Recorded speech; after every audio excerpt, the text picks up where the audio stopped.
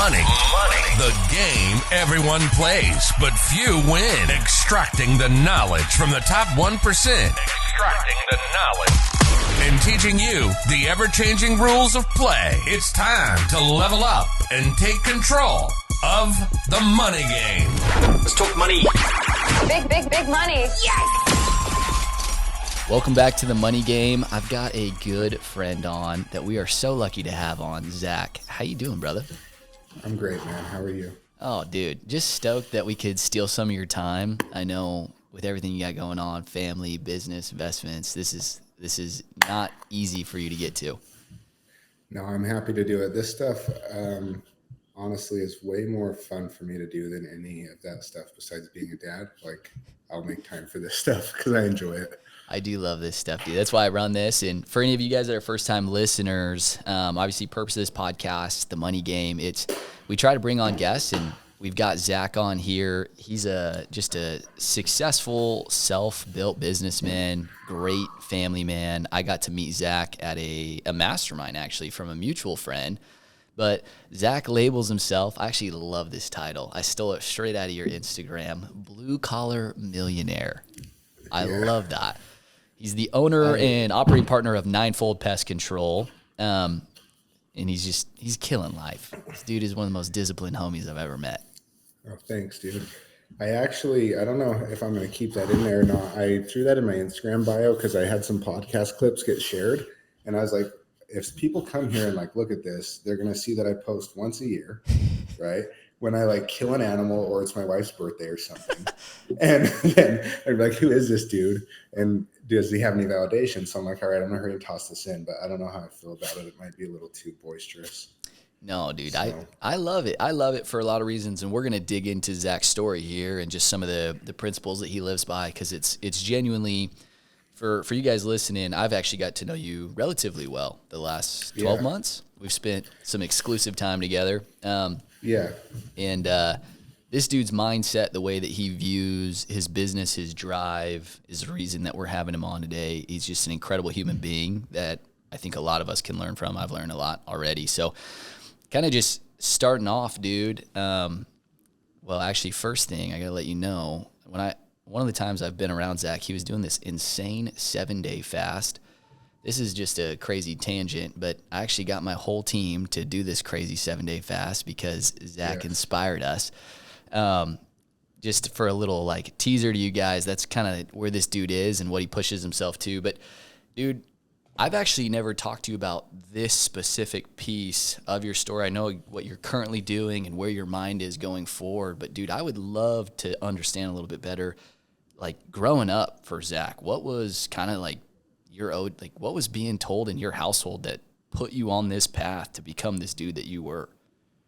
You know, I think that's a really good question. It's probably a pretty long answer, because if I dive into kind of how I grew up, it's probably a lot of stuff that people wouldn't know or understand, but it's really important to kind of what developed me into who I am. So I'm the oldest of 9 kids, and I have 2 siblings that I have the same mom and dad. And then I've got 3 half siblings and 3 step siblings.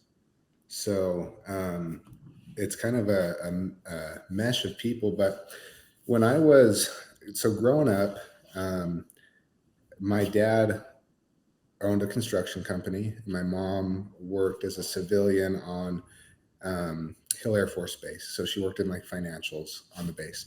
And around the age so my dad was like really into sports. He had me playing competitive baseball from a young age. I got into football, basketball. And around when I was like in 5th grade, you start going through like a DARE program. Okay. And I don't know if they did that like in Oklahoma. And I started having these questions about like some of my dad's behavior based on what I was learning in DARE. And so it came to this point where I was like, hey, Mom, I'm wondering if Dad's on drugs. And she breaks down. She starts crying. Wow. And she's like, I can't talk to you about it. I'm like, oh, you don't need to. Like, I got it. Right. So I'm in like 5th grade. And what happened after that was my dad's drug problem had gotten bad enough. He owned a construction company. That started kind of falling apart. And I saw mom she took the reins and held it together. But my dad is a really interesting guy because locally, like in Ogden, everybody knows him. He was a really good athlete and a better, I guess, fighter. And he blew his knee out senior year and started fighting everybody. And not as a result of that, it's just like downtime and that happened.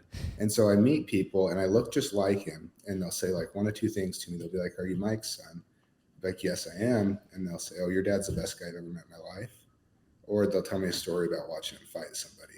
And then they'll follow up with, "But he's the nicest guy I've ever met." And so it's a pretty big contrast. Yeah, I think watching this happen where my parents' marriage fell apart. I watched my dad go from we had a big, nice house. He had a business. He had a lot of things going for him, to living in his mom's basement. I remember him getting back on his feet and having $100 here, $100 there, wow. Just like having a little bit of money. And I think, so I was in 5th grade at the time, and I was the oldest of all these, of my siblings. There was just 2 of them at that time. And there's a lot for like me to go through as a young man, but my mom, yeah, dude, she worked on base, but she got up every morning at 4:30 and worked until 5 p.m. So she'd get up, get ready, go to work. She would take me and my brother to a friend's house. They would leave the front door unlocked. She'd take us in there, put us on the couch, we'd go back to bed so she could go to work. And then our family friend would get me and my brother up and send us to school. And then either grandma or my aunt would pick us up after school until mom got off work. But when my mom remarried, my stepdad's a great dude, and my dad got clean and got his life back together. We moved, and I'll tie all this in to kind of making it make sense, but we moved into a neighborhood where like basically everyone around us is like surgeons, lawyers. There's a couple very highly esteemed entrepreneurs. Yeah, I mean, everybody has more money than my parents do in their neighborhood. And I started to realize, like, my dad on the rebound, still back in construction. I'm playing ball again. I lost a lot of years kind of in rebellion. I was like, I'm not playing ball because dad messed up. I'm putting it like against him because I knew that's what he wanted me to do. And so he's at every game. He coached all my teams growing up. And I saw this really stark contrast of like pretty extreme wealth and then like lifestyle that my dad had of being able to do what he wanted when he wanted. And I remember at like 16, 17, I think we were on vacation in San Diego with one of the surgeons in our ward. He actually repaired my shoulder when I tore it. And he's just getting blown up on calls. I'd been in Lake Powell with him, and he'd have to go home because he's on call or whatever. Jeez. And I was like, man, I want these things, but I don't want that. Yeah. Like, I don't want that part of this life.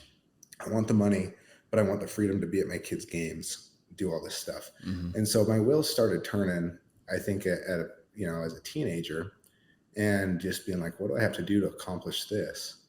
And watching my mom hold stuff together when my dad left, I think my dad was always a hard worker, but his life like ebbed and flowed because of his drug problem. Mm-hmm. And so mom, though, like a woman today, if I look at like, and I'm not throwing stones at women, right? Yeah. But I look at my wife's life, and bro, if I'm gone and all of a sudden she has to wake up at 4:30 in the morning every day and go work 12 hours and take care of 3 kids and keep this house clean, that'd be a shock. Like, right. And I just don't know that women are cut from that cloth very much anymore. Dude, you know? That's such an interesting point. And dude, first off, thanks for sharing. That's great. I've actually never heard you talk about any of that stuff. But it makes a lot of sense now knowing you so well, and just how gritty and intentional and like introspective you are. That has to, I feel like it's the interesting paradox of life, right? It's the same with wealth, but it's really with everything. You want toughness, you want grit, you want strength, you want wealth, you want freedom, you want control, but the like opposite of that is all the things you have to go through, and to have strength, to have control, to have kind of great self-worth and authentic belief in understanding yourself. you have to embrace struggle and insecurity, and you have to go through these moments. And it's crazy at that young. I mean, I'm sure there's lots of people who have a similar thing, but just to face dad's on drugs, how does this play out? Like, what do I want for my life? And then watching your mom just go dog mode to take care of the family is nuts. And I feel like there really is a difference to see your parents, I feel like, just get after it. I don't know about you, but I feel like most of the people I know, whether their parents were wealthy or not, I feel that most people who are still successful in perpetuating that saw their parents work. Like saw goals and ambitions. It wasn't like trust fund moment. It was like there was deliberate intention along the way. I've never met anybody. I know one kid that had rich parents that's just a dog. Like that he and his parents provided a lot, but most of the time I find when I served my mission, I was in the hood a lot, like in South Carolina, and these kids whose parents were messing up that had the awareness to understand it, they're the guys that I want to bet on. Yeah. Right. Like they're the dangerous. ones that I'm not coming back to this. Yeah. Like I'm getting out of here and I'm never doing this. And as a young kid, I think what I took from mom was like, okay, that's what it takes to make it happen. Like back against the wall, you don't have an option. That's what it takes. The reality to step up. Right. And then I saw with my dad, it's like, maybe he's like the sacrificial lamb in a way where it's like, I got to see all the bad parts of life that I don't want anything to do with. Right. Yeah. And so it just saved me a lot of trouble. Like I never drank or smoked or partied in high school, stayed straight because I wasn't trying to do that, you know? And it just, I don't know, we bought this house that we live in now, and my grandma came to see it after we moved in, and she goes, Zach, do you know what you said to me when you were 16? I was like, I don't have any idea. Like, can't remember what I did yesterday, And she goes, you said, Grandma, when I grow up, I'm going to be a millionaire. And I was like, oh, really?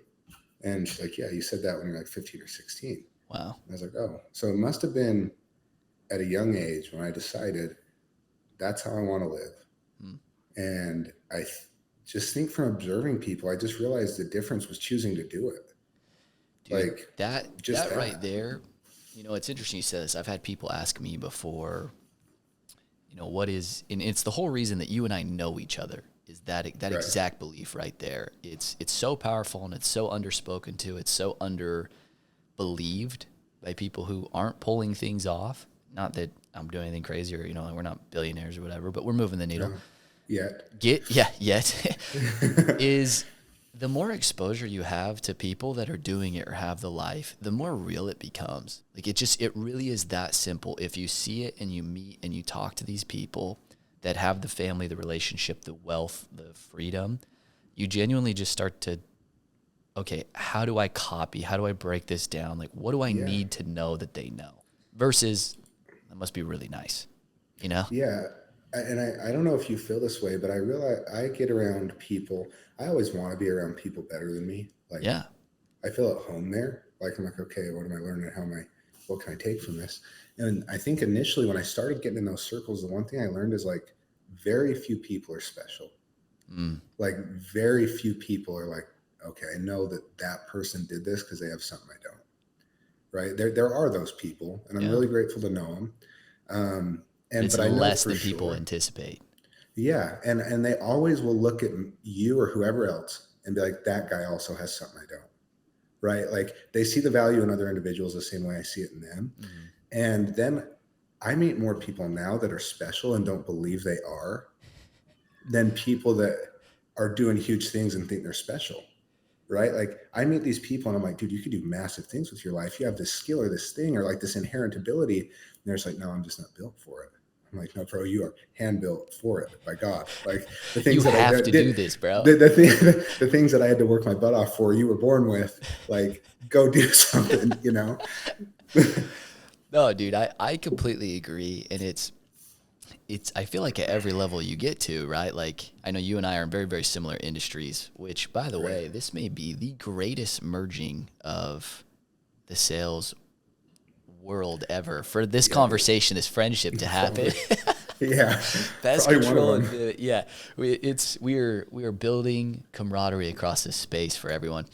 But I just, at every single level, like when you first start out in your business or in your career and you see people that are 2-3 years down the road, or when you're a 5 or 10 year guy like yourself and you're looking at the 20, 30 year people, it just is like, at every level you look on and you're like, there must be some magic that happens somewhere between here and there, because I can't really fathom how that looks. And then I feel like at some point you start to get to the point where you get through your first 3 or 5 or 10 and you're looking back at all of the times that you realize you hit the mark that you used to think was magic. Yeah. And then you start to just realize, hey, that future down the road, like that's really doable. I should just keep moving. Like I should just keep chucking at this thing. That's the thing, dude. If you're in a boat that can take you there, it's as simple as just continuing to row. Right. And this kind of went viral a few weeks ago, and I heard it a long time ago. It just kind of caught some traction, but Alex Hormozy had made a tweet and he's like, the magic you're looking for is in the work you're avoiding. I love that. And so if I'm at like year 10, I'm looking at a year 20 guy, right? If I'm like, okay, I got a net worth that's approaching, or it's around 10 million, that guy's at 40 and he's 40 years old and I'm 33. What's going on? Well, the magic is in something he's doing that I'm not. Yeah. Right. It's in the work I'm not doing, but sometimes it's just that I'm not aware to do it. And then it's getting around people better than you to bring awareness to those things. And then just start doing them. Like, it's not magic. No, I love It's just doing it.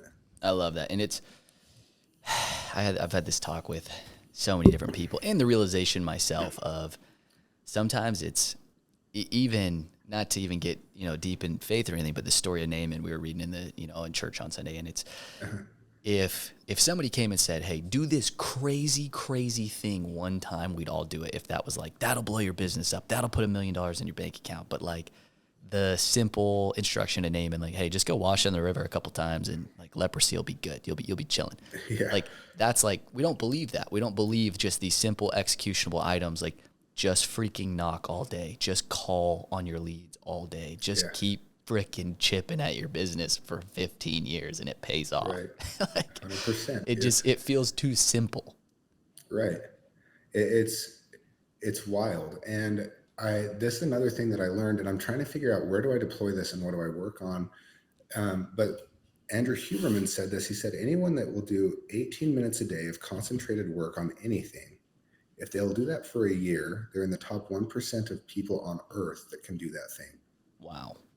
Right. So it's like Ty doesn't know how to knit, but he takes 18 minutes a day for 365 days and works on knitting. And all of a sudden he's top 1%. Right. And so like, if somebody's like, man, I just got to make some extra money, spend 18 freaking minutes a day figuring out how to make extra money. And you're going to be better at me at it by the end of better than I am at the end of the year. Cause I don't focus on it. That's actually an incredible statistic. Yeah. It's crazy, but I think it goes to prove that anybody can do anything. Right. Yeah. And so it's like, we're in Mexico a week ago, and my wife's like, I got to learn Spanish. I'm like, babe, guess what?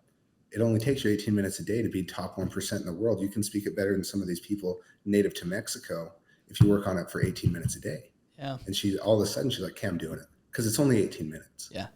Right. It's only a wash in the river. And it's just that simple. And that's what's crazy about money. Oh, dude. And money. It's not complex. Oh, dude. I had a guest on, and he manages estates for Ultranet, and he just had this phrase. It's kind of stuck with me. So many every time I kind of get in my head of like, dude, is that mark really there? Can it really be done? And this phrase, he just said, building wealth, building your business, it's simple in theory, it's hard in execution. Like, yeah, it's monotonous and mundane. Yeah, the math isn't really that complex, right? Like, dude, the compounding interest calculator, like anyone can plug into a calculator. Hey, if I put this much away, get this level of return for the next 40 years, I'm going to be worth a buku amount of money. Right. But it's just will I put this percentage of the income every single month, every year away, and not level my life up before all of these other things happen? But pivoting a little, dude, I want to talk about this because I think this is important for people to understand about you. You've built a business that's allowed you to do a lot of the things that we're talking about right now, these investments, and create cash flow, and you've created a ton of stability, for your family. I know you mentioned earlier, kind of just backtracking a little for everybody, you really had this idea from a young age, but I'm sure you probably at 16 were like, man, I'm going to build a pest control company and I'm going to be a millionaire this way, and knocking on doors and selling, these services. How did you like segue into this machine that you've built that's providing the lifestyle that you now have? Yeah. So fast forward from high school to a mission. I served the LDS mission, and my mission president, maybe the most directly influential man I've ever met in my life to this end, like to what's caused me to do this. Just a massive financial success, but a massive personal success story, just a great man. And as I learned about him, I realized he had done this. He had the lifestyle and the money. And the answer was he owned a business. And now I'm seeing this guy at 50, right? So I don't know what his business was like when he was 20. Yeah. But what we all miss, right? Yeah, different ball game. Like, I want that, but I don't know. I have to go through this to get that. Yeah. And so when I got home from my mission, I started going to school, and everyone's like, "What are you going to go to school for?" And I was like, "I got to go get an MBA because I need to own a business." And I'm thinking that's a prerequisite, right? Or that's like something really important. And I had this mission companion that was like the least hardworking individual I've ever met in my life. And he talked about selling alarms and making 20 grand in a summer. And in addition to his inability to work, people didn't like this guy. Like the people we taught, the people we were around, they didn't like him. He wasn't very personable. And so I was like, man, if you could do that, I'll crush that. Like if you with this disposition and work ethic could do that, I'll crush this. So wait, real quick, I just want to note on that real fast. This is something I've picked up on. I'm sure you've picked up on it too when you're recruiting and when you're looking for sales reps. For anyone listening, like how important it is to understand what Zack just said. Somebody did something that probably at the time, $20,000 whenever you first, at any point to some people is a lot amount of money, and at 19 or 20 or whatever. Yeah. Instead of saying that's BS, I don't believe you. Like your first reaction, which was my first reaction when I got into space, and everybody, I believe, who ever does anything, the reaction has to be, well, if you can do it, then I can freaking do better. Yeah. Or I can at least go compete. Right. And that's like, I just wanted to like highlight that for a second, because that is just the starting point. You got to be there before you ever even make it. Yeah. And I want to just pause there real quick because I train on this, but I think it's important for people to understand when it comes to money. There are things in this life where what you just said doesn't apply. You and I, Ty, can't watch LeBron James and be like, I can do that. Okay? We can't. We're not that athletically gifted, right? I'm pretty close. Yeah, dude, you are. I'm just kidding. Not, right? I'm 5'9". But it's like, we're not 6'8". Like, he's a super athlete. Yeah. But when it comes to money, nobody is disqualified. That's right? A cool like thought. There's not this like, oh, I can't be Tyreek Hill. Like, yeah, no, you can't. Yeah, none of us are freaking running the 4.2. Yeah, no, you can't.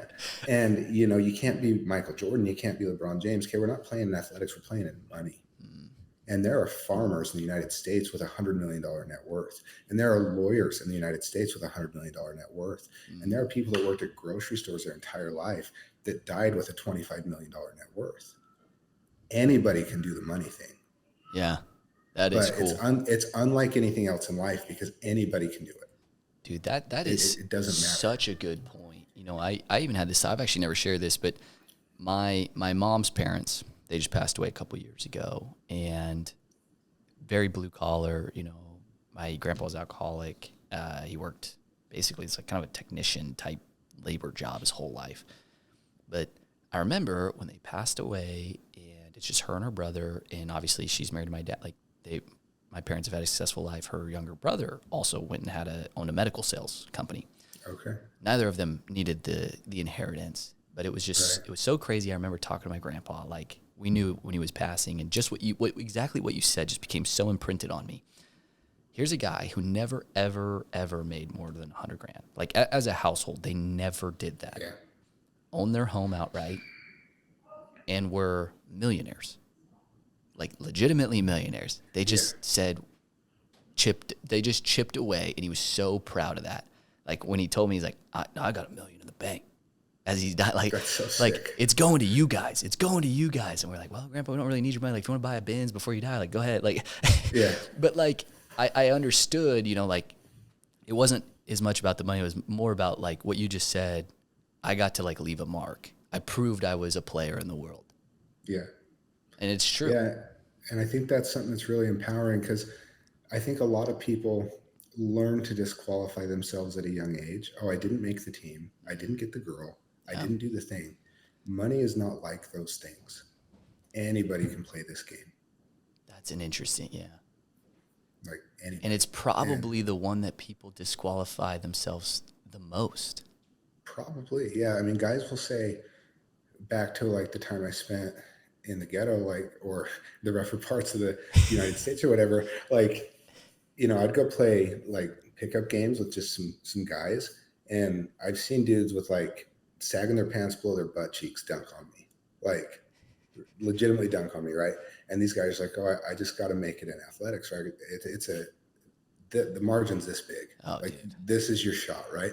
Like 1% of D1 college athletes go to the league. And they last 20 minutes. Yeah, you know, money's the different. It's the thing that everybody can do. And I know I've said that same phrase over and over and over, but it's like, bro, I started knocking doors, and I still knock doors, right? And this is to my point, like. And you just built this beautiful Utah parade of homes crib that I still got to come visit. Yeah, come check it out, dude. But it's like, if anyone takes anything away from anything I say, just know that you can do it. Just find a boat and row. Like, this boat can take me there. I'm rowing this thing, and don't stop. I love that, dude. Well, talk to me a little bit about this. Obviously, dude, you've been doing this for a while. I think I love this thought that you have that nobody's disqualified, and you obviously believe this from a really young age. I don't know if you've seen, Rob Dyrdek has this kind of like motivation cycle that he shared on one of his podcasts. But, you know, everybody, the idea is they start, okay, I finally believe, you know, I listen to Zach and Ty, like, I know I can do it now. Okay. And then like the realization of like, oh shit, dude, there's actually like a huge hill of like shoveling I have to get through to like get there. As you start down the road legitimately, what are some of your like misconceptions that you started to like peel back about yourself? Because you pulled it off, dude, and you're still doing it. You're progressing so much from that get-go, though. Like, what are some of those things you're like, hey, if I could look back and tell my younger self as I got into this game, I would love to say, hey, Zach, this. I think the thing that I'm blessed with that I never had to address was like my belief in me. I think I was always like, I can do this. Yeah. And, but I think I wish I understood time a little bit better. Okay. And realized it doesn't have to take that long to make a massive, massive change. Right. Like, I could have done it a lot quicker, knowing what I know now. If I could download this into my 22-year-old brain, I could have done it in half the time. And I don't think I would have wanted that, because I think I would have like forfeited some learning and really not gotten everything out of it that I could.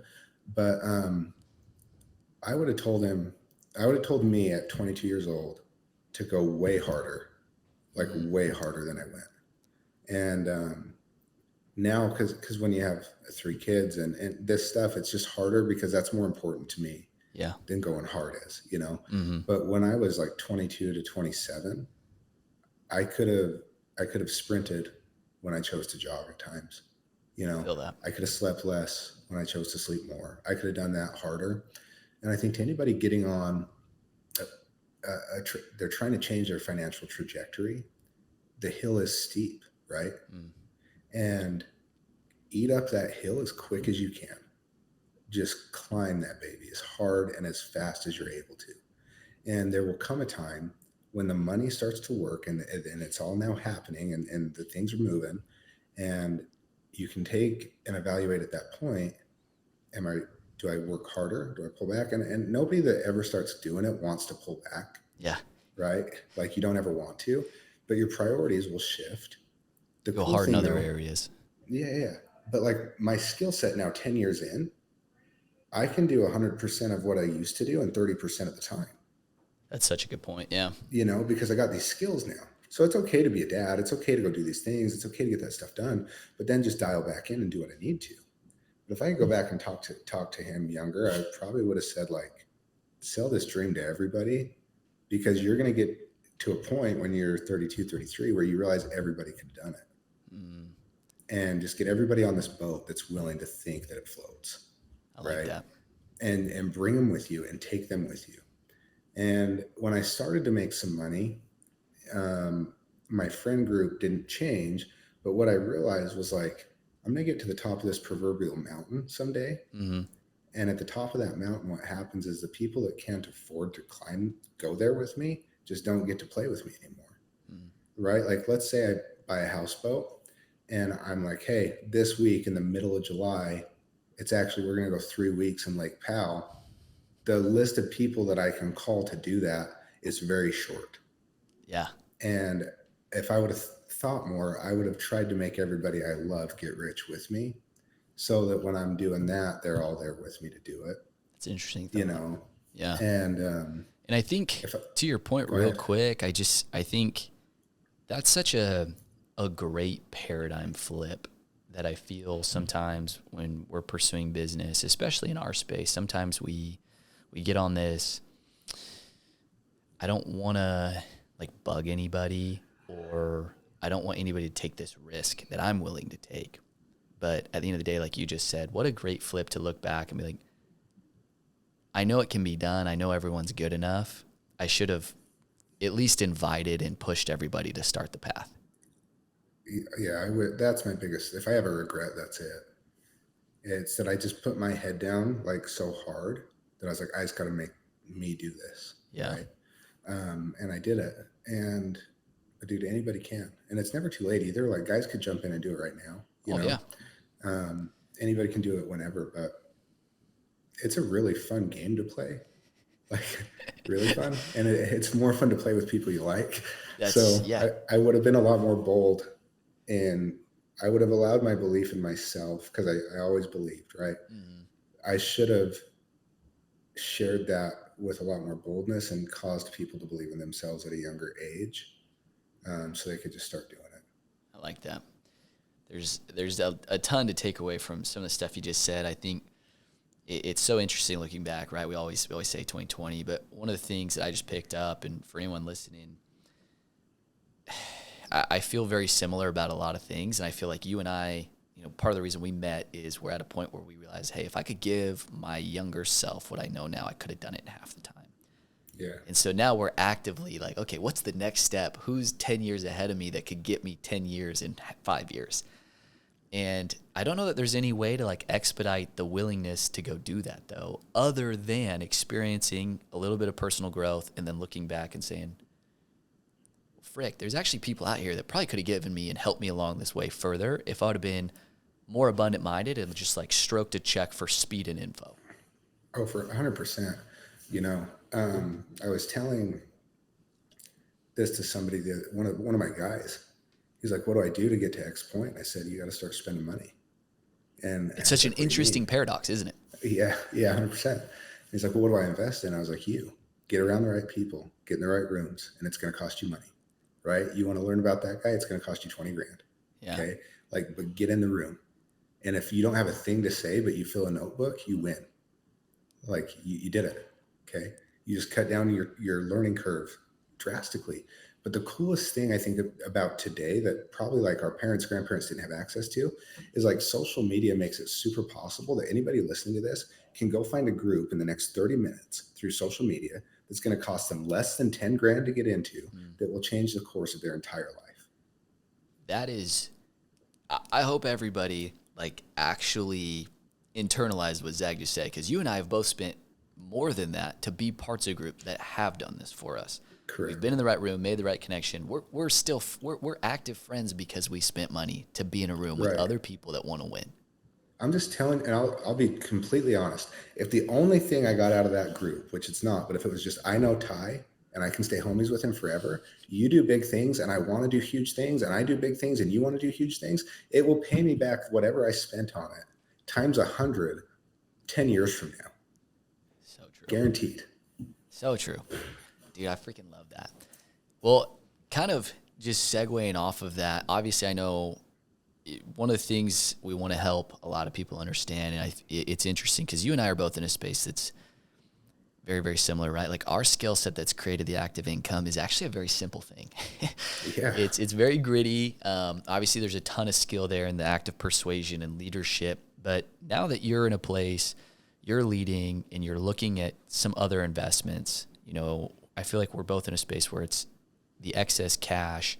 You start looking at other things to kind of diversify the wealth. What are some of the things that you're doing currently, just as far as like progress or things that you're excited about, investments or just projects you're working on? Yeah, you know, I think what excites me most about, like, if I'm going to spend money on an investment, I want it to return cash flow pretty quickly because I want to deploy more money, you know, versus tie it up and let it sit. And I made a really big mistake financially a couple of years ago. And when crypto was so hot, I started for about 6 months. I took half of my passive income. Like I'd get the deposit. I'd take 50% of it and transfer it into crypto just like that. Right. Well, this crypto exchange I was on, Voyager, declared bankruptcy. So $233,000 in about 6 months gone. Oh, yeah. And so that one stings. Yeah, it was a expensive lesson, but it was worth learning. So I mean, that's what it costs. It's what it costs. Yeah. You know. And what I learned was, as long as you're educated on what you're putting your money into, like, pay for the education before you pay for the investment. If you want to do real estate, pay for an education, right? And I think people have this. I'll get to what I'm excited about, but I think people have this perception that there's some way around paying for your education, whether you go to college That's or true. Like, there's just not. You're either going to pay for it through, like, for me, 10 years on the doors, like grinding, right? Like, how do I lead people? I don't know. Let me fail at it for 10 years. You know, that I paid for my education in losses. Yeah. Right. And I did the same thing with this crypto money. I paid for an education that shouldn't have cost me $230,000. And it was simply just, hey, if you're going to spend some money on an investment, get bulletproof educated on it prior. So you're not even worried about it. You just know, like, okay, I know it well enough that it's going to happen. Now, to that end, I think what I'm probably most excited about to spend money on is real estate, because I just see it as pretty much bulletproof if you do it the right way. I don't really see it losing me $230,000, even if I'm flippant with it. Like, even if I take a risk here or there, I just don't see that happening. Yeah. You know, but real estate excites me a lot. At this point, I've learned a lot about running and owning a business. And so, like, there's a car wash down the road from my house that I really want to buy, just because I want to see what I can do with it. You know, like, I think businesses, brick and mortar, simple businesses, laundromats, car washes, stuff like that, I think they're not a lot of brain damage and they can make great income. And I think real estate is not a ton of brain damage, meaning it's not massively time consuming. It's not, you can do it, you know, with a little bit of an education. And there's so many educators in those two spaces. There's a ton. Like, you can spend as little as $500 and feel equipped to go do the thing. Yeah. And so I really like really simple businesses that aren't going to go anywhere, like a car wash. Pest control is one of them. You know, it's like, not going to automate pest control. These things will stay where they are. And real estate, like, it's an asset class that everybody will always need. It's never going anywhere. It's real estate really excites me. So I love that. What I have planned now, we just bought this house. I think when interest rates come down, if I refinance it, I'll have about $1 million to pull out of it. It's right there. And I just want to deploy that into as many cash flowing assets as I can. And then I'm going to start diverting my passive income, whatever percentage I can every month, just into a pool to go after real estate assets. That's cool. So I don't know. I think I was talking to Brody, who's in, if people don't know, Brody Fawcett, that's how Ty and I met, was through Brody. And I'm just like, man, you can do this so easily. Like, real estate's not that hard. Like, you know, and so that's what I'm really excited about right now. Dude, I like that. I think, right to your point, one thing, just kind of highlighting, it's so funny. This is one of the misconceptions I feel like when a lot of people come and ask about investments, or an investment opportunity comes up, just to like your crypto portion, right? there's always these opportunities that are like fad, fire, whatever, and it can be awesome. And maybe the return looks unbelievable, but we don't really understand it, or whatever it may be. I think one of the big things that I've tried to stay really grounded in is just like what percentage of my portfolio is going towards like higher risk things. And then real estate for me, same as you, right? Like I want the majority of that, like so tied up in these physical things that are so tried and like, I'd rather take a lower percentage there for sure. Yeah. And know that that is building and that it's kicking out and that it's sustainable, it's easy to operate, than the 100x moonshot stuff with 50% of your, like it's just, but a lot of people like get caught into these things. I think they get into the world and it's just like, how do I double my money tomorrow? Double my money tomorrow. Double my money tomorrow. And it's like, those opportunities are out there, but the reality is, and somebody said this to me and I think it's pretty funny and I'm sure you can probably empathize, like those crazy 100x opportunities that are super safe, until you're a player, like a genuine person in a space that's reputable and has connections, it's not coming to you first. No. So if you're not super wealthy or you're not dominant in a space and you don't have like a super established expertise, like nobody's bringing you this like teed up silver platter investment. Like, hey, you want to participate? It's going to be sick, 100x. You've never done anything in your life. It's going to be crazy. You want to play? Yeah. You're getting swindled. No, yeah, 100% getting swindled. And, you know, this is something I was thinking through a while back, and it kind of goes to what you just said. And if I ask you this, it's like, let's go back to the gold rush when that happened. Would you rather be the guy that's moving out to chase the gold rush, or the dude that owns the hardware store where that's happening? And now all you did was order pans and a couple other tools that every single freaking person that's pursuing this gold rush needs to use, because when that ends, your hardware store is still there.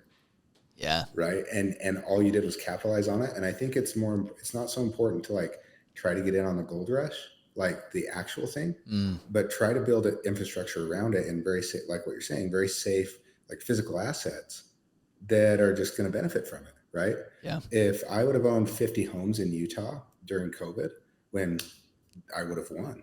Right. And it's because everybody chasing this thing needed what I had. Yeah. And if you can find those little opportunities to get plugged into stuff like that, that's the infinite money game. Like that's where it just keeps coming forever. Dude, I love that. And I think, we've talked about, I think we'll do some real estate projects at some point and we'll have some fun. And I just, to echo Zach, I'm super, super bullish on real estate. I think the outside world talks about interest rates, all these things. Like we still have tons of deals that pencil. And at the end of the day, like if you could have got in, like, right, if you had 50 homes or if you had 200 units on apartments or whatever pre-COVID, like, dude, you would have made out like a banshee. Yeah. I don't think 5-10 years from now we're going to quit saying that. Like, no, it just don't be worried about the last cycle you missed. Like, get in the freaking game, play 100%. At whatever level you're at. And my caution as we talk about these things, though, and I'm sure I'd love to hear your thoughts on this. I do think, I don't know what the exact number is, but I think it's so important, just like you did, and I did this, your thoughts, before you worry about the excess cash flow, though. Like, these investments are sexy, they're fun, they're super safe. Go make sure you have the ability to create active income at, like, to me, I kind of say, like, go clear 200 to 250K a year. Yeah, 100%. And make yourself bulletproof from an active standpoint first, like invest in yourself, and then do everything you can to diversify once you know you're good enough to do that. Yeah, 100%. I think I agree with what you said. And the one thing I would say that may be contrary is, like, if you're only making 60, 80, 100K, you still should be investing in your education. 100%. And that's going to allow you to find some other active thing, right? If your 9-to-5 is only paying you $100,000 a year, and Ty just said get to 200 or $250,000 before you really get going, don't think you should wait to do something to qualify yourself for that success, and go get the education in the thing you want to do, right? If you just want to learn how to flip watches, there's a $300 course online that can make you an additional $80,000 a year in flipping watches. And all you need to play the watch game is $2,000 to $4,000. Yeah. Right. And guess what? You can get that on an interest-free credit card. Like, there's ways to do this, and I agree with you. If you're going to start deploying large amounts of money, you got to be so bulletproof in your core competency and your active income. But if your active income is low, you just don't allow it to stay there. Go get educated so you can expand it, so you can go play the bigger game. And then, dude, just include, like, just teeing on that, go expand. For you, what are some of the best resources? Like, people listening are like, okay, guys, cool. Like, I'm making $80K. How do I make a freaking extra 100?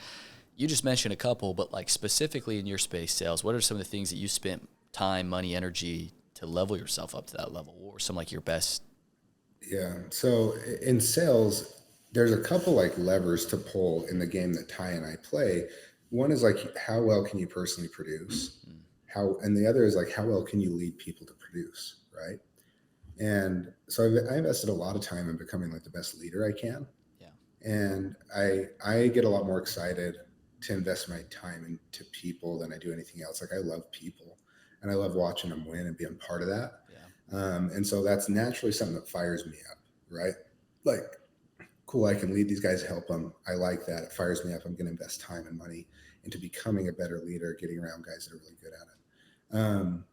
And then even if it's something like in this realm we're in, even if it's learning how to speak really well or to a group, right? I can speak at the doors really well, but if I'm on a stage, can I handle myself? Can I get this stuff done? And, invest in the skill sets that you need to use all the time in what you're doing to make yourself better at what you're doing. And a lot of that stuff's free, but if you're like, okay, with what I'm doing,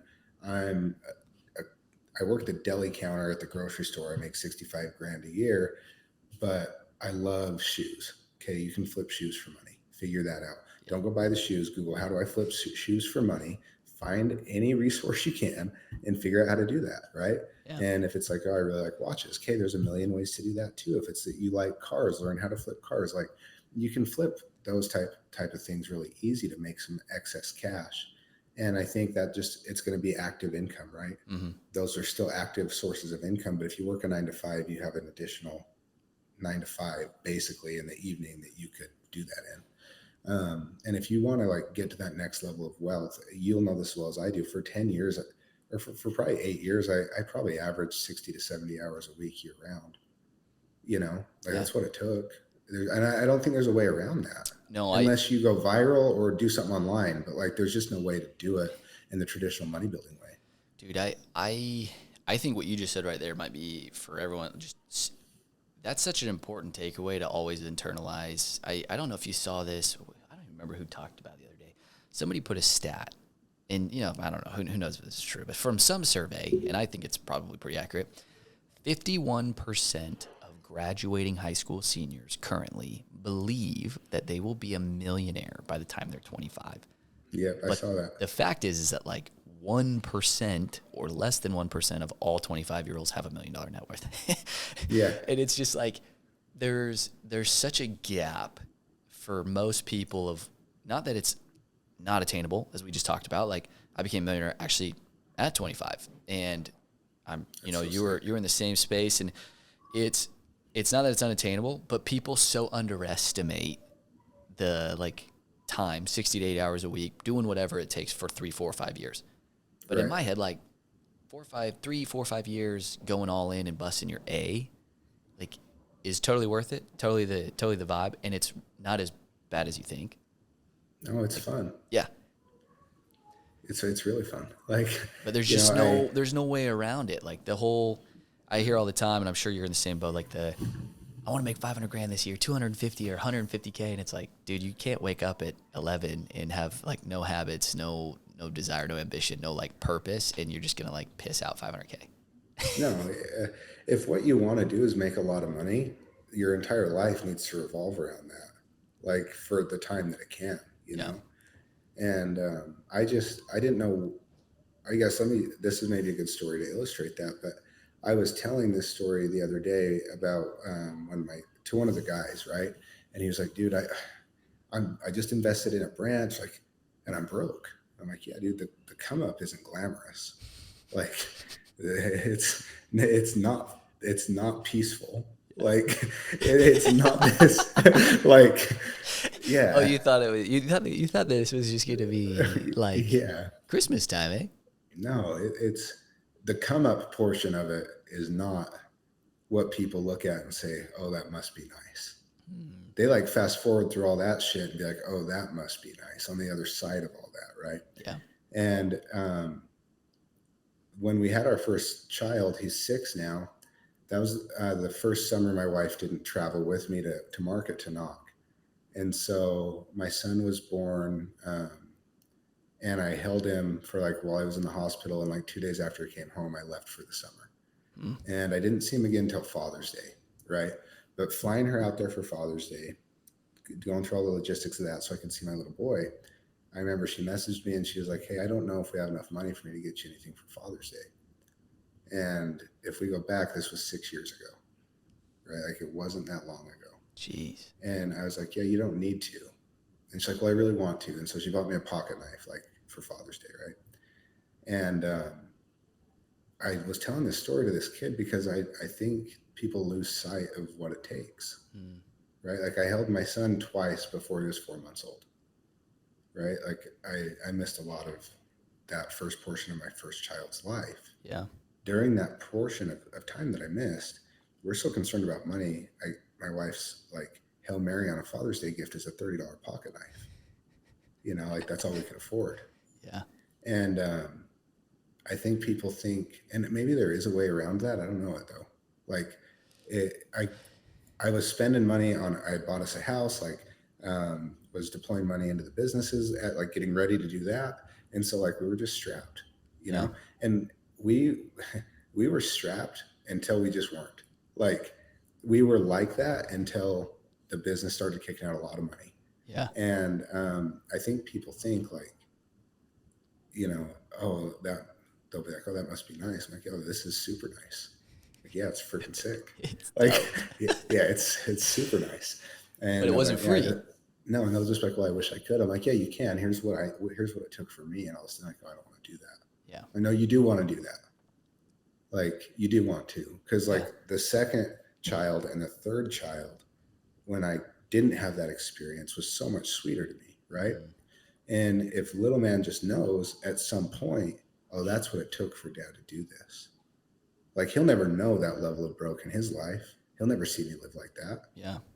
He'll never know that was the thing. He doesn't even, $30 to him is, I mean, at this point, it's like a bag of apples from the grocery store, Jeez, right? Dude, yeah. You know, but it's like, there was a time, and I think there are for most entrepreneurs, where like, dude, I was sleeping on a mattress in an apartment in Colorado, like no bed frame, no nothing, right?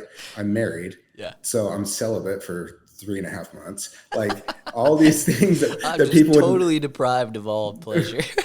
Yeah, dude, but I wasn't concerned about any of that. I was concerned about making it happen. Yeah.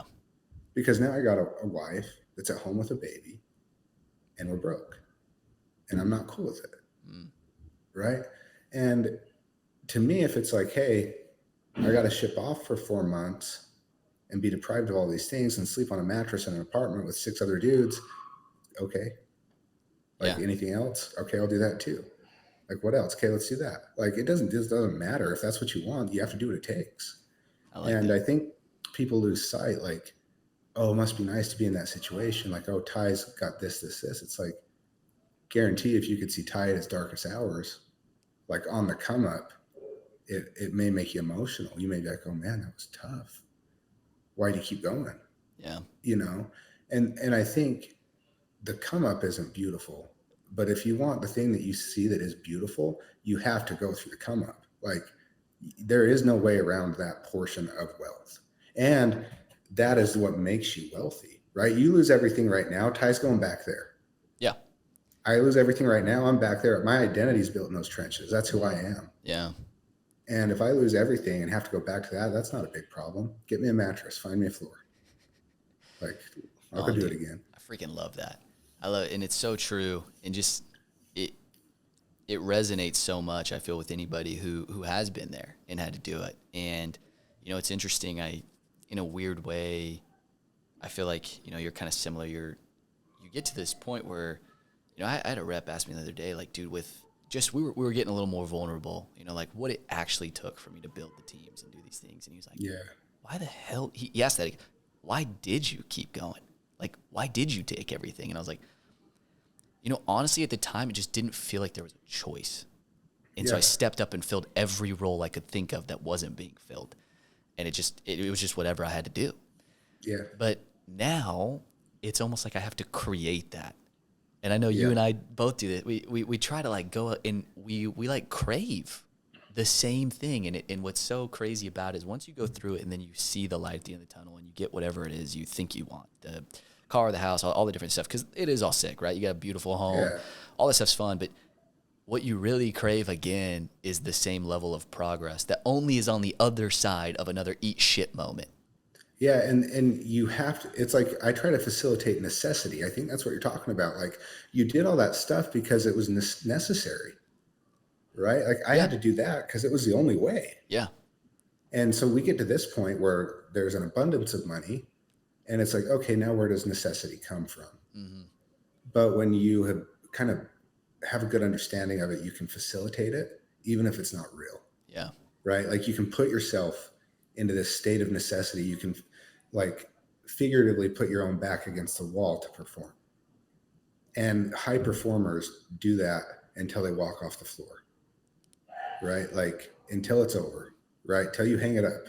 You find necessity at every stage to take the next step, to do the next thing, or else you stop doing it. Oh, it's so good, dude.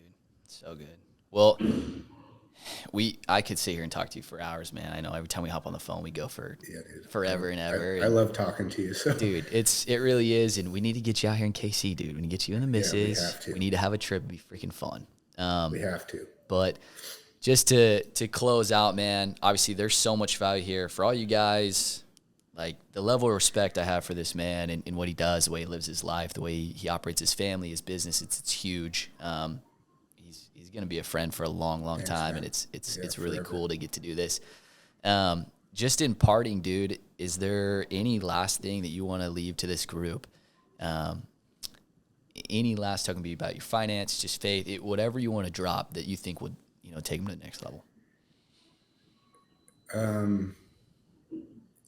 I would say this. I would say don't ever be afraid to reach out to somebody, because I don't know if you feel this, but I've never met anybody who's made it through having to make it that's selfish.